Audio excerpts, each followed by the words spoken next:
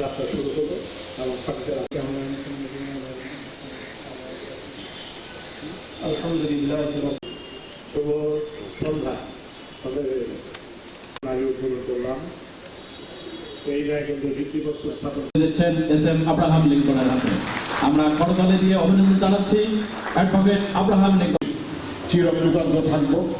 আমি চেষ্টা করব যে আগামী দিনে কুড়িগ্রামের জেলা ম্যাজিস্ট্রেট ও জেলা প্রশাসক মহোদয়, পুলিশ সুপার মহোদয়, অ্যাডভোকেট এস.এম. আব্রাহাম লিঙ্কনের স্বাধীনতা পুরস্কার 2024 প্রাপ্তি উপলক্ষে কুড়িগ্রাম জেলা আইনজীবী সমিতি কর্তৃক আয়োজিত আজকের এই সংবর্ধনা অনুষ্ঠানের বিশেষ অতিথি